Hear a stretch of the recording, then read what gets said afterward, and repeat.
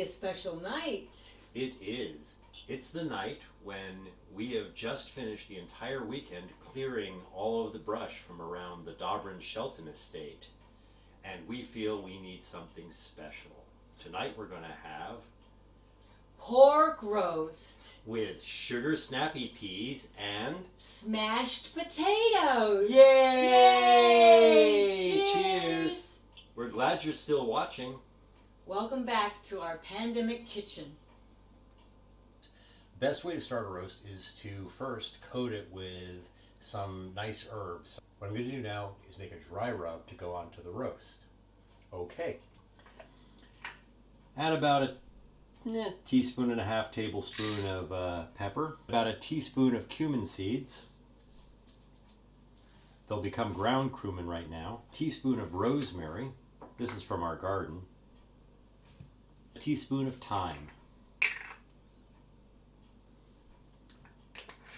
Followed by a few cloves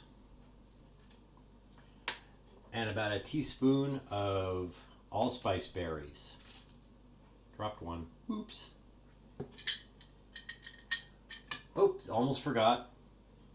A little sweetness goes well, so putting a little cinnamon in is really nice. Maybe half a teaspoon. If you can get it out of the jar, which I can't. Then grind it into a powdery mass.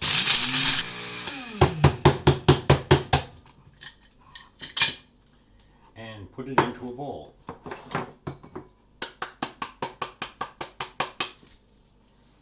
Add a couple of cloves of crushed garlic.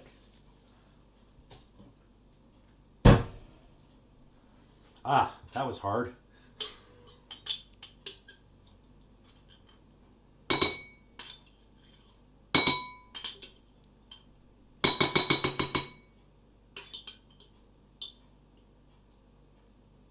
Good enough. Plenty of olive oil. Oleo de los olivos. Not going to hurt to put a little salt in it either.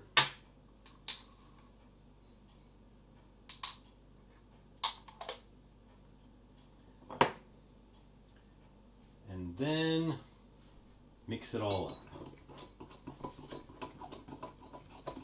into a pasty, disgusting mass.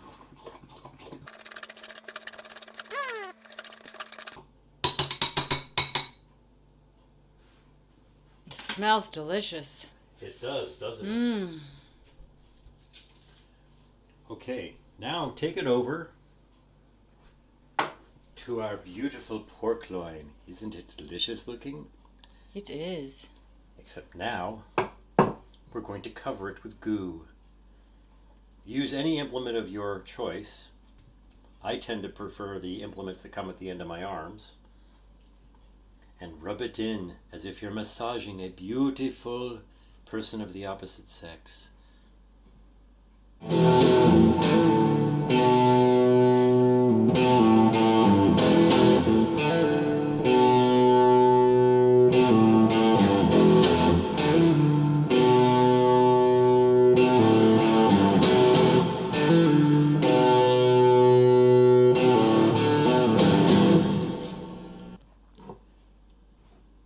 Roasting pans are silly. I just use a big frying pan with a handle that's not going to get damaged by the heat. Wow, that's the same pan you love. It's my favorite pan. And then pop it into the top rack of a 400-degree oven. And then seal her on it. Hi guys. The roast is going to be in the oven for about 40 minutes. While it's in the oven, I'm going to make a fruity, sugary goo that's going to go over the roast when we serve it. But in the meantime, before we start, I'm going to have a taste of my lemon drop. That's delicious. Now that that's out of the way, I'm going to start with a small saucepan, and I'm going to add about a cup of orange juice, a half a cup of brown sugar, A bit of golden raisins and black raisins. Just a whole bunch. And some cranberries. Some orange marmalade. I think that's about enough. And then I'm going to cut up some ginger, some candied ginger.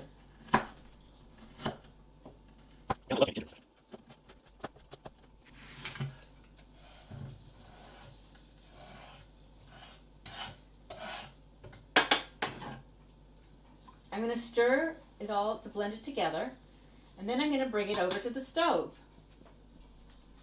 I'm turning it on medium heat until it boils, and then I'm going to turn it down to a simmer and turn it until it gets all gooey and delicious.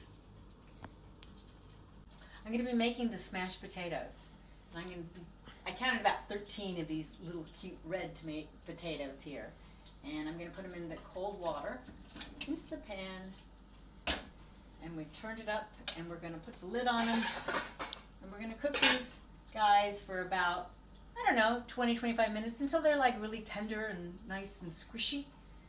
And then we'll continue from there. Look, the goo's boiling. Oh, doesn't that look amazing? Okay, so now I'm going to turn it down on low until it just simmers, and we wait till it thickens. We're starting to get close on the meat, and the goo is still thickening, and Karla's potatoes are still cooking, but I'm going to put a probe thermometer into the meat to try to find out what it's at. I have it set for 125 degrees, and I'm going to put it in the deepest part of the meat.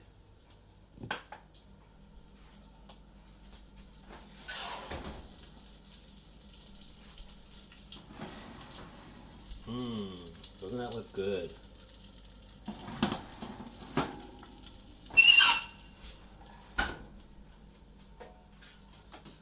When it hits 125 degrees, I'll pour some of the goo over it just to braise it, turn the oven up to maybe 500 degrees, and let it get a nice little coating over the top of it. By then, Karla's potatoes will be ready, and the sugar snap peas will be just about ready to roll. We hit an internal temperature of 125 degrees. Now I'm going to pull out the roast.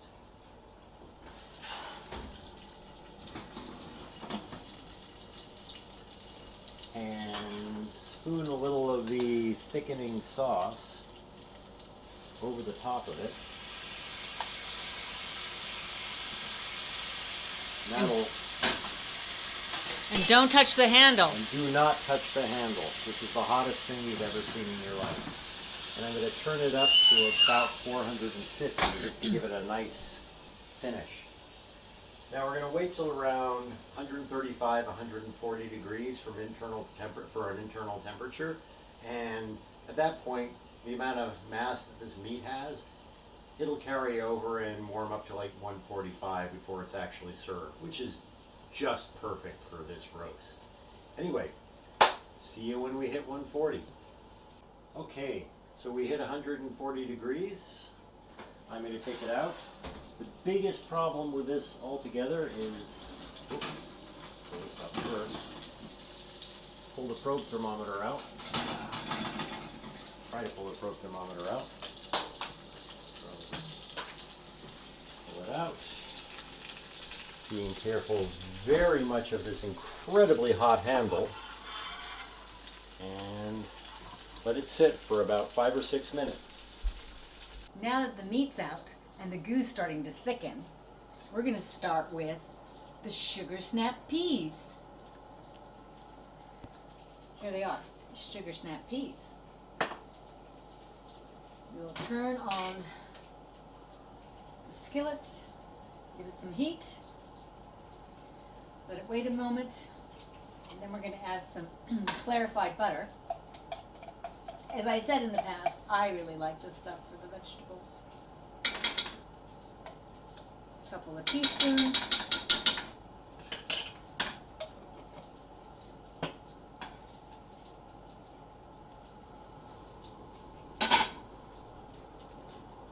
Waiting it for till I see little bubbles. bubbles are there. We can add those puppies in there.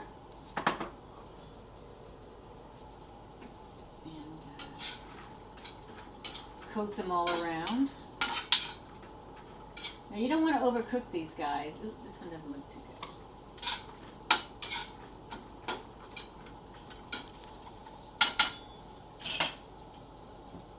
Add my garlic powder. As we've said in the past, garlic powder, nothing can go wrong with garlic.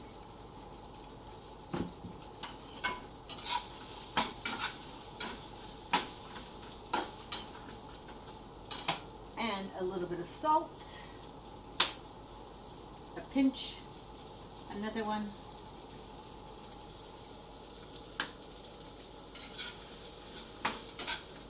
Now these guys, we like them a little al dente, so they're snappy. So you don't want to cook them too long. A few minutes on the hot. I'm going to add just a tad of olive oil, just because it was. And now I'm going to turn it off and put the lid on it, and these will be ready. They're pretty much ready right now, but we have to wait till the meat's ready, so I'm just going to let them sit there on the stove. The potatoes, and I'm going to take it over to the sink to get the water out.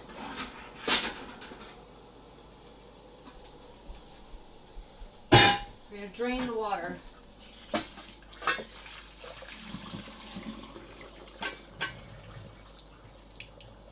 Ah, the steam works well for your face too. Adding butter to the potatoes.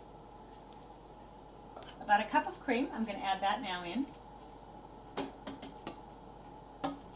Some pepper.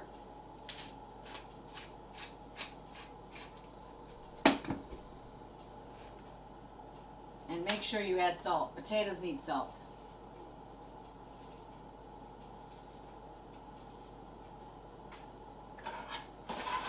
And now I'm going to smash them.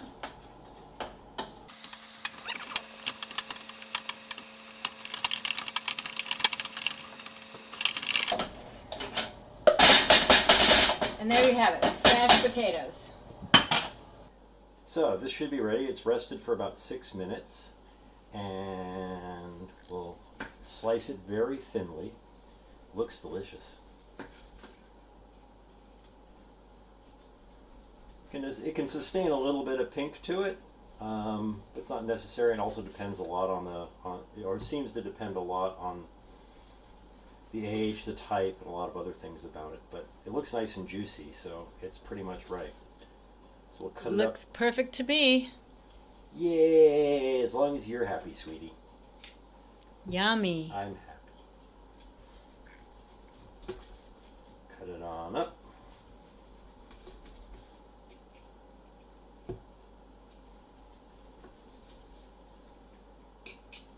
Use an appropriate device. We preheated this in the oven, so it's nice and warm. Karla got that in Spain, I think. Yes, I did. I can imagine what her luggage looked like carrying that home on the airplane. Anything to declare? Put a serving implement in with it.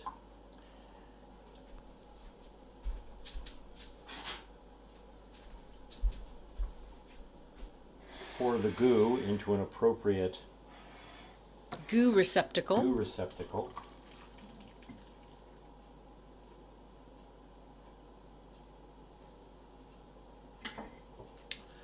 And dinner is served.